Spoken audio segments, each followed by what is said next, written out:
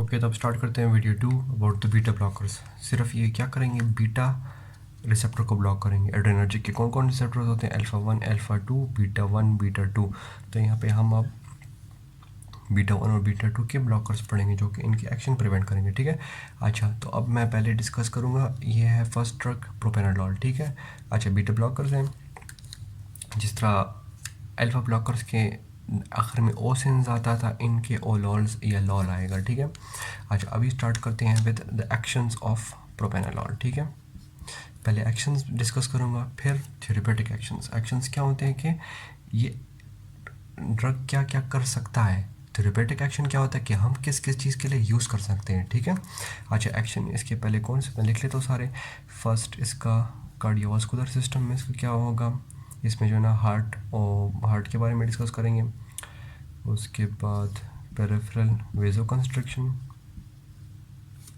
Number third है bronchospasm. अच्छा, number 4 increased NA retention. ठीक है। उसके अलावा number 5 disturbed glucose metabolism. And number 6 है स्टॉप द एक्शन ऑफ आइसोप्रोटेरेनॉल। ठीक। अच्छा, तभी सारे एक्शन डिस्कस करते हैं। ठीक है। उससे पहले मैं बताना भूल गया कि प्रोपेनाडोल क्या है। It is a non selective beta blocker, मतलब कि ये बीटा 1 और बीटा 2 की दोनों की एक्शन प्रिवेंट करवाएगा। ठीक है। अच्छा, तो इसकी एक्शन क्या है ऑन द सीवीएस में पहले मैं इनके एक्शन बता देता हूँ, फिर एंटागोनाइजिंग बताता हूँ। ठीक है। एंटागोनिस्ट है ना। अच्छा, हाँ, सीवीएस में क्या काम होता है, जो बीटा 1 है वो क्या करवाता है, वो positive chronotropy, positive dromotropy and positive inotropic drug है। ठीक है। तो ये क्या करता है, अब हार्ट की एसिनोडल इम्पल्स ज़्यादा हो गई, इसकी वजह से जो है एवी नोडल कंडक्शन ज़्यादा हो गई। पॉजिटिव आइनोट्रोपिक है तो मस्कुलर कॉन्ट्रैक्शन ज़्यादा हो गई। ये मैं बीटा का बता रहा हूँ। अच्छा, ठीक है। अच्छा, तो इसकी वजह से क्या होता है, कार्डियक आउटपुट ज़्यादा है, ऑक्सीजन डिमांड ज़्यादा है। ठीक है। और इसकी वजह से ब्लड प्रेशर भी ज़्यादा होता है। ठीक है। इन सब की वजह से, बीटा की वजह से, हाँ, ऑब्वियसली हार्ट ज़्यादा पंप करेगा तो ज़्यादा ब्लड बाहर फेंकेगा, ज़्यादा ब्लड बाहर फेंकेगा तो ऑब्वियसली प्रेशर भी ज़्यादा डेवलप होगा उसकी वजह से। अब बीटा 1 का काम है इधर, बीटा 1 बीटा 2। ठीक है। तो बीटा 1 को जो ब्लॉक किया, chronotropic prevent, dromotropic prevent, inotropic prevent.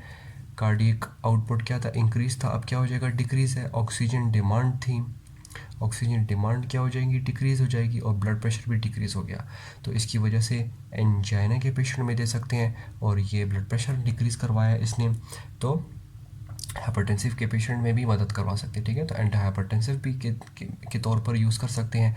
और उसके अलावा एंजाइना के पेशेंट में, एंजाइना क्या होता है, एंजाइना मतलब कि हार्ट पेन, चेस्ट पेन्स होती हैं। क्यों, क्योंकि हार्ट में ऑक्सीजन डिमांड पूरी नहीं होती, हार्ट ज़्यादा कॉन्ट्रैक्शन कर रहा होता है, जिसकी वजह से अब ऑब्वियसली जब हार्ट ज़्यादा कॉन्ट्रैक्ट कर रहा है तो उसके अपने जो मायोकार्डियम सेल्स हैं उनको भी ऑक्सीजन चाहिए ना, तो उनको ऑक्सीजन सही प्रोवाइड नहीं हो रहा होता, उसकी वजह से ऑक्सीजन डिमांड हार्ट की ज़्यादा है, उसको मिल रहा नहीं हार्ट को ब्लड।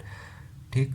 ज़्यादा कॉन्ट्रैक्शन कर रहा है तो ज़्यादा ऑक्सीजन उसको चाहिए, तो एंजाइना के पेन्स होते हैं। तो इस तरह हम दे देंगे प्रोपेनाडोल। यहाँ पे भी देखो ऑक्सीजन डिमांड डिक्रीज़ कर दी, क्यों, क्योंकि अब एक चीज़ कॉन्ट्रैक्शन कर रही नहीं है तो उसकी ऑक्सीजन उसको चाहिए भी नहीं ना, मतलब चाहिए तो होगी लेकिन वो डिमांड तो कम हो गई ना, तो ऑक्सीजन डिमांड भी डिक्रीज़ हो गई। तो ये इसका कार्डियोवास्कुलर एक्शन हो गया। ठीक है। ये डिस्कस हो गया। वेजो कंस्ट्रक्शन, बीटा 2 क्या करता है, वेजो डायलेट करवाता है। ठीक है। उसके ऑपोजिट में अल्फा 1 क्या करता है, वेजो कंस्ट्रिक्ट करवाता है। ठीक है। अल्फा 1, तो जब बीटा 2 ब्लॉक हो गया तो अल्फा 1 डोमिनेंट हो गया ना, पैरासिम्पैथेटिक डाउन हो गया तो सिम्पैथेटिक अप हो गया ना, तो उसकी वजह से वेजो कंस्ट्रक्शन हो जाएगी। अच्छा, ब्रोंकोस्पाज्म, ये भी बीटा 2 का फंक्शन है। बीटा 2 क्या करता है, इट कॉजेज ब्रोंको डायलेशन। ठीक है। ब्रोंकियोल्स डायलेट हो जाते हैं, इजीली सांस ले सकते हैं। तो अब ब्रोंकोस्पाज्म है, मतलब कि प्रिवेंट हो गया तो ब्रोंकोस्पाज्म हो सकता है। ठीक है। मतलब डायलेट नहीं हो रहा तो ऑपोजिट इसको स्पाज्म हो गया, और इसमें इसकी वजह से इस Contra indicated in asthma patients, ठीक है, कि उनके पेशेंट में क्या हो जाएंगे, अस्थमा का अटैक ट्रिगर हो सकता है तो ब्रोंकोस्पाज्म करवाता है। इंक्रीज्ड एनए रिटेंशन, इनकी प्रॉपर्टी दो बातों से हो सकती है कि alpha and beta one. Alpha का क्या, वेजो कंस्ट्रक्शन अल्फ़ा करवा रहे हैं ना, तो बीटा टू ब्लॉक हो गया तो अल्फ़ा डोमिनेट हो गया, जिसकी वजह से वेजो कंस्ट्रक्शन हो गई, जिसकी वजह से किडनी का ब्लड सप्लाई डिक्रीज़ हो गया। किडनी का ब्लड सप्लाई डिक्रीज़ हो गया तो एन की रिटेंशन हो जाएगी। रिटेंशन का क्या मतलब कि रिटेन हो गया हमारे प्लाज्मा में, मतलब एक्सक्रीट आउट नहीं हो रहा, ठीक। ब्लड सप्लाई डिक्रीज़ है तो एन एक्सक्रीशन क्या हो जाएगी, डिक्रीज़ हो जाएगी, ठीक। तो एन रिटेन हो जाएगा। बीटा वन का मैंने क्या बताया, रेनिन इनहिबिटर है, ठीक है। रेनिन इनहिबिटर क्या करता है, वो कराता है ये सोडियम रिटेंशन भी हो रही है और सोडियम रिटेंशन प्रिवेंट भी कर सकते हैं, ठीक है। प्रिवेंट हम बीटा वन की वजह से कर सकते हैं। इंक्रीज सोडियम रिटेंशन है और मतलब कि रेनिन क्या है, रेनिन बीटा वन की वजह से एक्टिवेट होता है। रेनिन के फिर एंजियोटेंसिन आखिर में टू एक्टिवेट करता है, जो जाके एल्डोस्टेरोन को एक्टिवेट करता है, जो कि सोडियम और वाटर की एब्जॉर्प्शन करता है, ठीक। जिसकी वजह से प्लाज्मा वॉल्यूम डिक्रीज़ हो जाता है, इंक्रीज़ हो जाता है, जिसकी वजह से जो है ना कार्डियोवास्कुलर इफेक्ट्स इंक्रीज़ हो जाते हैं, ठीक। तो यहाँ पे जो है ना ये सोडियम रिटेंशन भी हो रही है, इंक्रीज सोडियम रिटेंशन मतलब सोडियम रिटेन भी हो रहा है और प्रिवेंट भी हो रहा है रिटेन, ठीक है। ये दोनों प्रॉपर्टी सिर्फ इंक्रीज़ नहीं है, ठीक। एक तरफ से रिटेन कि अगर ब्लड सप्लाई ज़्यादा नहीं जाएगा तो रिटेन ही रहा, बीटा वन की वजह से वो एक्स्ट्रा रीअब्जॉर्प्शन नहीं हो रही, सही। तो ये दोनों फंक्शन यहाँ पे हो गए। अच्छा, डिस्टर्ब ग्लूकोज मेटाबॉलिज्म, या डिस्टर्ब ग्लूकोज मेटाबॉलिज्म छोड़ दे, पूरे मेटाबॉलिज्म, ये चले ग्लूकोज के बस पूरी मेटाबॉलिज्म के बारे में बात कर लेते हैं।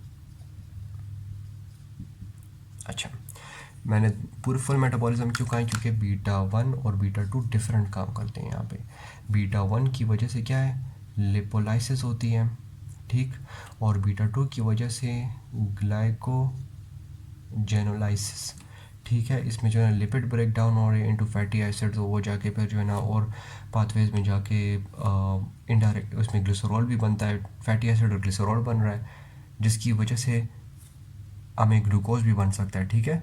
ग्लूकोनियोजेनेसिस के पाथवे से हम वो यूज़ कर सकते हैं। यहाँ पे ग्लाइकोजेनोलाइसिस है जिसमें ग्लाइकोजन के स्टोर्स टूट रहे हैं और हमारे ब्लड में ग्लूकोज लेवल ज़्यादा होगा, ब्लड ग्लूकोज लेवल से एनर्जी मिल सकती है और भी सारे काम कर सकते हैं, ठीक है।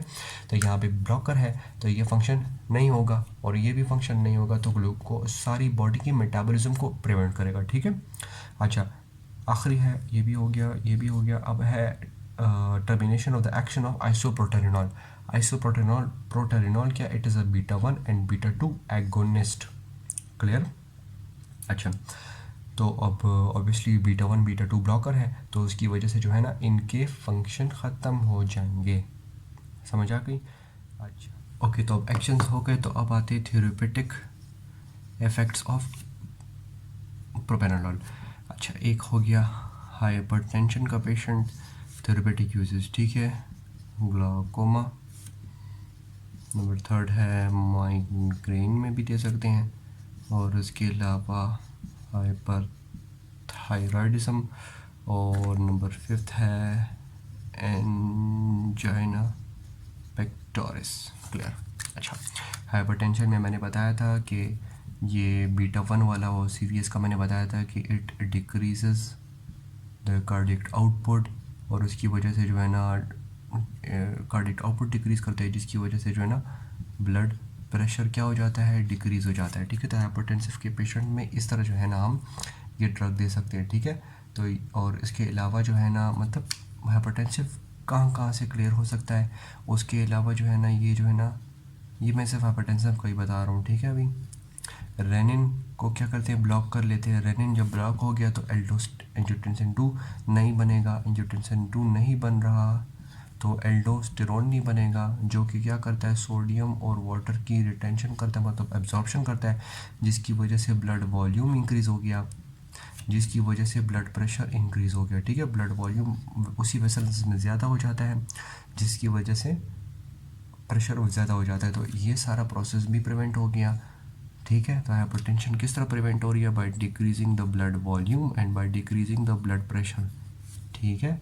तो प्रोपेनोलॉल, ये सारा फंक्शन किसकी वजह से था, बीटा 1 के प्रिवेंशन की वजह से था। ठीक, अच्छा मैंने ये सारी बता भी दी हैं ये वाली। तो इन डिक्रीज कार्डियक आउटपुट है तो मतलब डिक्रीज ऑक्सीजन डिमांड, मैंने बात भी की थी। कार्डियक आउटपुट डिक्रीज है मतलब कि हार्ट काम कम कर रहा है, काम कम कर रहा है तो उसको ऑक्सीजन कम चाहिए, ऑक्सीजन कम चाहिए तो यहाँ पे एंजाइना पेक्टोरस का भी यहाँ पे क्लियर हो जाएगा। ठीक, एंजाइना पेक्टोरस में क्या होते हैं, वही मैंने कहा था कि पेन्स होते हैं हार्ट चेस्ट में। क्यों होता है, क्योंकि ऑक्सीजन डिमांड पूरी नहीं हो रही होती, ऑक्सीजन डिमांड कम होगी तो एंजाइना के पेन भी ख़त्म हो गए। क्लियर। अच्छा फिर आते हैं ग्लाकोमा में। ग्लाकोमा में यहाँ पे प्रोपेनोलॉल एज क्रोनिक ट्रीटमेंट के लिए यूज़ हो सकता है, एक्यूट के लिए। ठीक है, एक्यूट के लिए जो है ना हम कोलिनर्जिक एगोनिस्ट देंगे जो कि मस्कुलिनिक है। मस्कुलिनिक क्या करते हैं, वहाँ पे जो है ना इंट्राऑकुलर प्रेशर डायरेक्ट डिक्रीज़ कर देता है। वो वहाँ पे जो है ना कैनाल्स होते हैं, कैनाल्स ऑफ श्लेम, उसको ओपन कर लेता है जिससे ड्रेनेज होती है। उसके अलावा जो है ना प्यूपल को कंस्ट्रक्ट कर लेता है जिसकी वजह से ज़्यादा ड्रेनेज के लिए जगह मिल जाती है। ठीक है, ये तो एक्यूट है। यहाँ पे क्रोनिक के लिए यूज़ हो रहा है। क्रोनिक में जो है ना डायरेटिक्स यूज़ कर सकते हैं और बीटा ब्लॉकर्स यूज़ कर सकते हैं।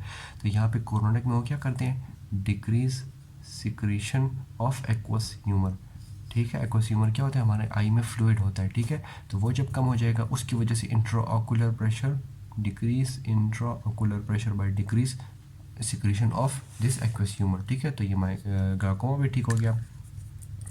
माइग्रेन हेडेक क्या होते हैं, जो हमारे माइग्रेन हेडेक्स होते हैं। ठीक है, ये किस तरह के और होंगे, यहाँ पे इसके जो है ना प्रोफिलैक्सिस के लिए देते हैं। प्रोफिलैक्सिस क्या होती है, मतलब प्रिवेंटिव ट्रीटमेंट। ठीक है, तो उसके लिए हम क्या करेंगे, एक तरफ अल्फा 1 और एक तरफ बीटा 2। अल्फा 1 क्या करता है, वेजो कंस्ट्रक्शन करता है, बीटा 2 क्या कहता है, वेजो डायलेट कराता है। ठीक है, जब वेजो डायलेटेड हो गया तो प्रेशर बिल्डअप नहीं होगा तो दिमाग तक वो ब्लड प्रेशर प्रॉपर्ली होगा नहीं तो ब्लड सप्लाई डिक्रीज़ हो जाएगी। तो यहाँ पे इनका बीटा 2 के फंक्शन की वजह से है। ठीक है, विजुअलाइजेशन कम हो जाएगी तो इनके जो माइग्रेन के सिम्टम्स हैं वो कम होने स्टार्ट हो जाएंगे। ठीक है, तो माइग्रेन हेडेक्स में भी इस तरीके से हो सकते हैं। और आखिरी है हाइपरथायरॉयडिज्म। हाइपरथायरॉयडिज्म में इसका किस तरह काम है, ये बात याद करें कि T3 और T4 इसमें है। ठीक है, तो T3 क्या है, T3 जो है ना फुल बॉडी में इसका काम है, हर चीज़ में इसका काम है, हर किस्म के मेटाबॉलिज्म में, हर मसल में जो है ना कॉन्ट्रैक्शन, हर जगह इसका काम है। ठीक, तो यहाँ पे इसका हाइपरथायरॉयडिज्म, यहाँ पे हम बीटा 1 और बीटा 2 को प्रिवेंट कर रहे हैं। तो बीटा 1 को ब्लॉक कर दिया हमने तो क्या हो रहा है, हार्ट कॉन्ट्रैक्शन क्या हो गई, मतलब क्रॉस तो नहीं हुई, ऑब्वियसली हार्ट तो काम करेगा सॉरी, लेकिन डिक्रीज़ हो गई। ठीक, तो T3 अगर मेटाबॉलिज्म इंक्रीज़ करके हार्ट की कॉन्ट्रैक्शन इंक्रीज़ करवा रहा भी है बीटा 1 की वजह से, हमने तो बीटा 1 की ब्लॉक कर दिए तो हार्ट की कॉन्ट्रैक्शन क्या हो गया, वही डिक्रीज़ हो गए। तो हाइपरथायरॉयडिज्म के पेशेंट में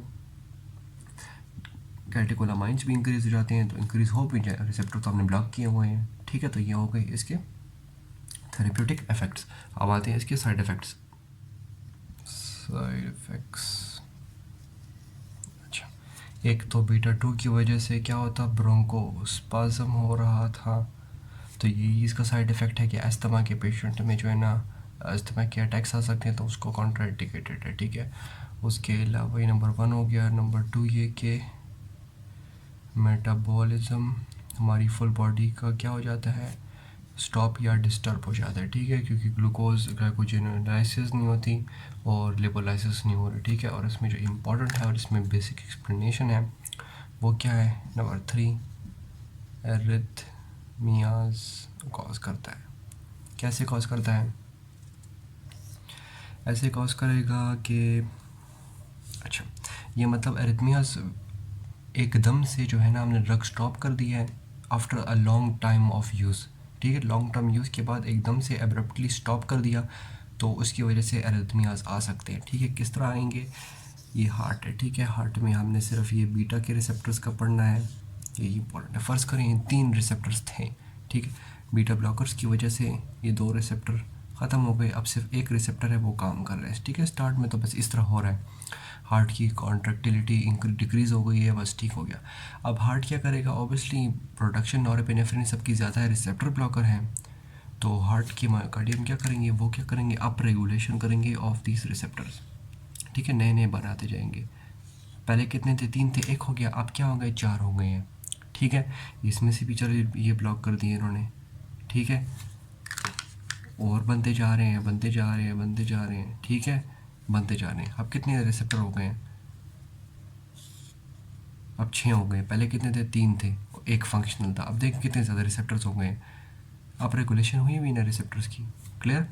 अब अगर हम एकदम से ये ड्रग स्टॉप कर लें, ठीक है, बीटा ब्लॉकर्स हमने स्टॉप कर दी ड्रग इनटेक, तो ये रिसेप्टर्स तो बहुत ज़्यादा है ना, ठीक, तो हार्ट क्या हो जाएगा? सेंसिटिव हो जाएगा, तो एरिथमियाज आ सकती हैं एकदम से, ठीक, कॉन्ट्रैक्टिलिटी इंक्रीज़ हो गई, रिस्पॉन्स इंक्रीज़ हो गया तो एरिथमियाज इंक्रीज़ हो जाएंगे। तो इसको हम डिक्रीज़ करने के लिए क्या करेंगे? हम we decrease the dose over time period, मतलब 1 वीक के टाइम पीरियड में स्लो स्लो करके ड्रग कम करते, ताकि ये अप रेगुलेशन वाले रिसेप्टर जो फालतू नए बने थे ये ख़ुद ही जो है ना कम हो जाए, और आखिर में जो रेड वाले रिसेप्टर थे वही नॉर्मली वापस आ जाए, ठीक। तो बस यहाँ पे ये ख़त्म हो गया अबाउट प्रोपेनोलॉल। अब नेक्स्ट ड्रग पे आते हैं। ओके, तो नेक्स्ट ड्रग के बारे में बात करते थे, टाइमोलॉल और नाडोलॉल, ओलॉल ओलॉल, ठीक है, हो गया। अच्छा, these are non selective beta blockers, मतलब बीटा 1 और 2 पे दोनों पे एक्ट करेंगे, ठीक है।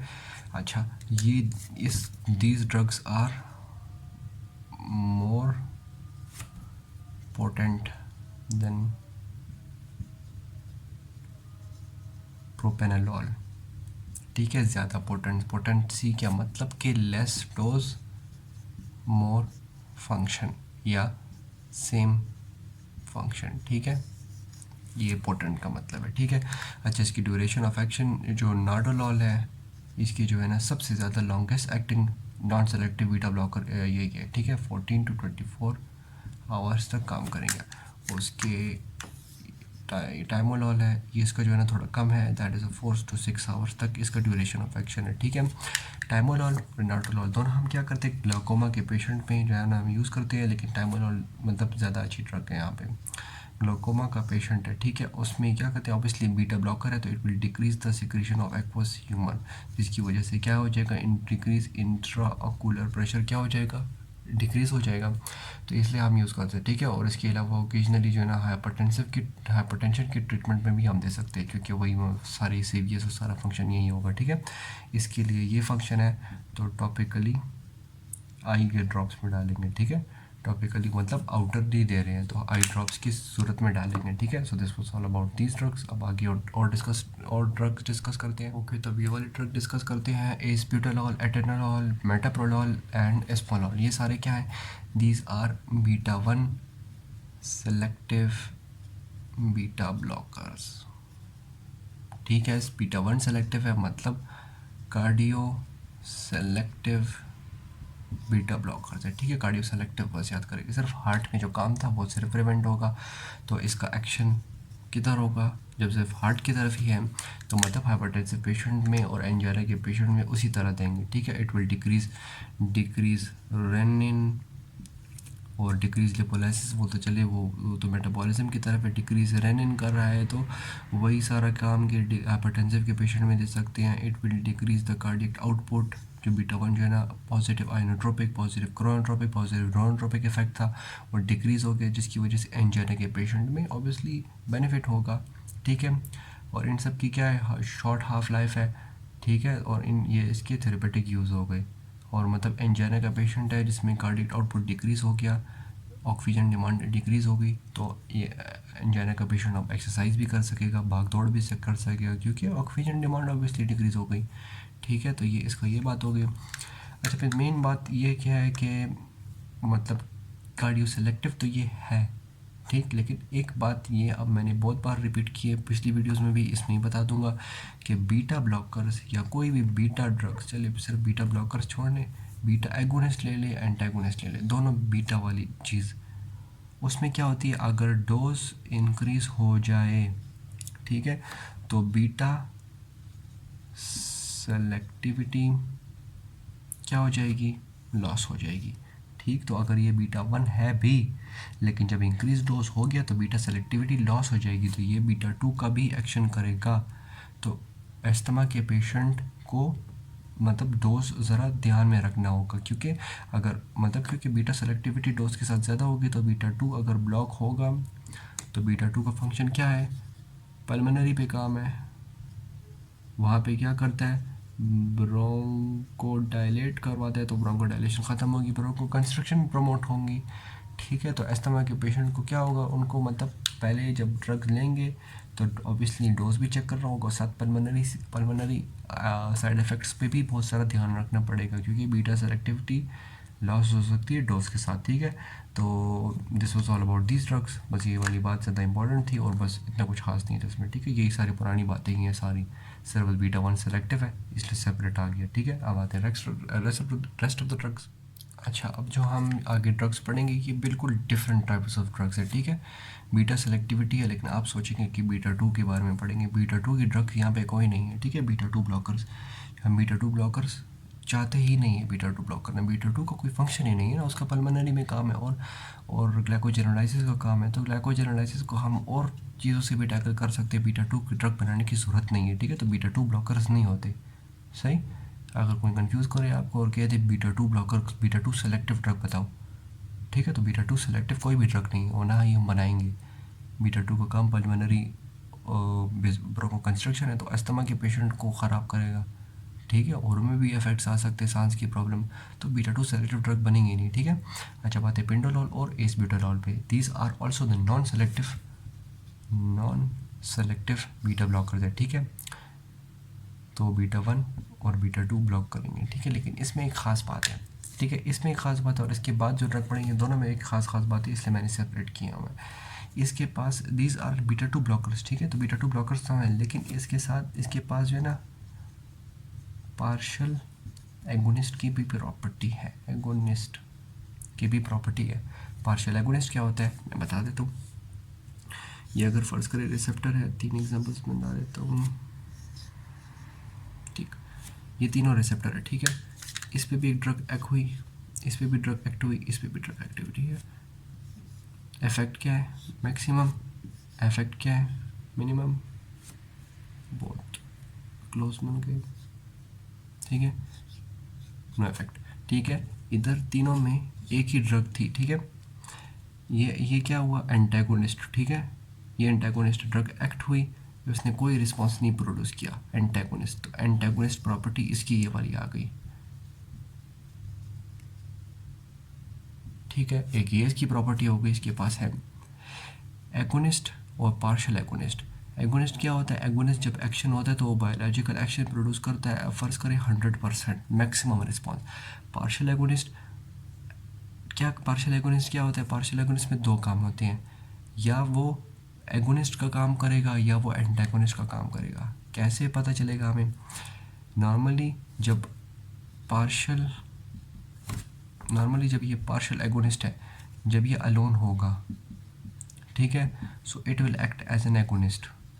ठीक है, लेकिन इसका जो इफेक्टिवनेस है ना 50% होगी, मतलब half of the full agonist. ये फुल एगोनिस्ट है, पार्शियल एगोनिस्ट है। ठीक है, तो जब अकेला होगा तो एगोनिस्ट की प्रॉपर्टी होगी, but in presence of full agonist, ठीक है, एगोनिस्ट, जब ये पार्शियल एगोनिस्ट होगा so it will act as an antagonist.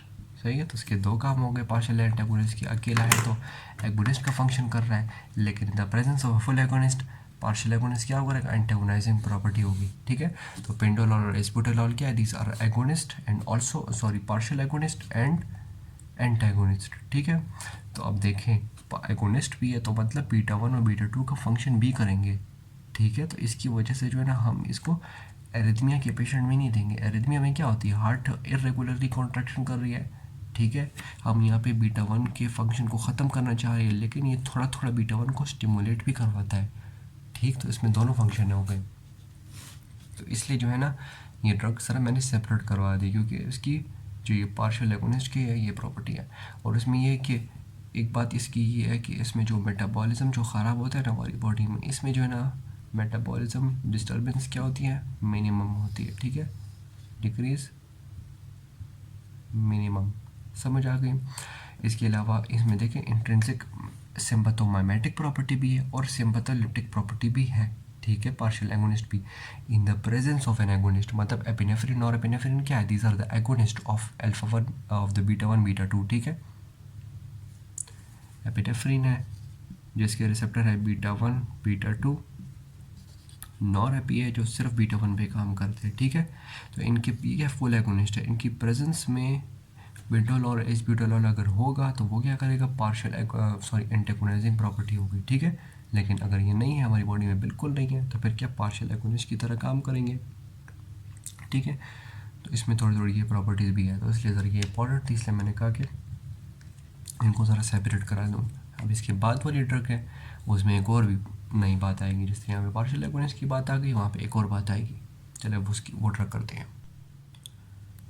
Okay, तो अब ये आखिरी ड्रग्स करते हैं, दीज आर द लेबेडालॉल एंड कार्विडिलॉल। यहाँ पे इसकी जो अलग बात थी वो मैंने कहा था कि इसमें ये भी एक नई बात है, ये है बीटा एंटागोनिस्ट तो है ही, ठीक है। इसमें नई बात क्या है, this have also alpha antagonist property, ठीक। इसमें दोनों काम है, थोड़े थोड़े फंक्शन इसका भी है। तो ये जिस तरह और ड्रग्स क्या थी जो एंटागोनाइज कर रही थी, तो बीटा टू की वजह से वेजोडाइलेशन हो रही थी ना, ठीक है, सॉरी वेजोडाइलेशन हो रही थी, यहाँ पे जो ना वेजोडाइलेशन नहीं हो रही थी, तो अल्फ़ा वन का फंक्शन इंक्रीज हो जाता था, जिसकी वजह से वेजो कंस्ट्रक्शन होती थी। यहाँ पे ये काम नहीं होगा, यहाँ पे अल्फ़ा भी ब्लॉक हो गया तो वेजो कंस्ट्रक्शन भी नहीं होगी और वेजोडाइलेशन भी ब्लॉक हो गई। तो बस मेनली क्या होगा, वेजोडाइलेशन ही होगी, पेरिफेरल वेजोडाइलेशन होगी, ठीक है। तो वेजो कंस्ट्रक्शन नहीं हो रही तो बस वेजोडाइलेशन ही होगी ना, ठीक ठीक। तो यहाँ पे क्या होगी, वो पेरिफेरल वेजोडाइलेशन होगी as compare to the other drugs beta वाली, जिसमें क्या होती है, पेरिफेरल वेजो कंस्ट्रक्शन हो रही थी, टीपीआर इंक्रीज हो रहा था, ठीक। तो वो सारे फंक्शन इसमें नहीं होंगे और सब कुछ वही सेम है, बीटा ब्लॉकर है, बीटा एंटागोनिस्ट है तो वही, नॉन सेलेक्टिव है तो वही सारा काम वही है, ठीक है। हार्ट का पेशेंट है या फिर हाइपरटेंसिव का पेशेंट है, वो सारी बातें वही हैं। यहाँ पे सिर्फ ये बात इंपॉर्टेंट थी, इसलिए मैंने सेपरेट करवा के इस तरह बता दी, समझ आ गई। तो यहाँ पे अब ये भी आ गया, तो इसका साइड इफ़ेक्ट भी यहाँ पे आ जाएगा, और तो स्टैटिक हाइपोटेंशन, ठीक। जो बंदा खड़ा हो जाएगा तो उसको चक्कर आने शुरू हो जाएंगे, ठीक है। तो बस यहाँ पे ख़त्म कर लेते हैं about all about the beta blockers. इसमें कोई भी कन्फ्यूजन हो बता दें, मैं दोबारा एक्सप्लेन कर दूँगा या कमेंट सेक्शन में समझा दूँगा आपको, ठीक है।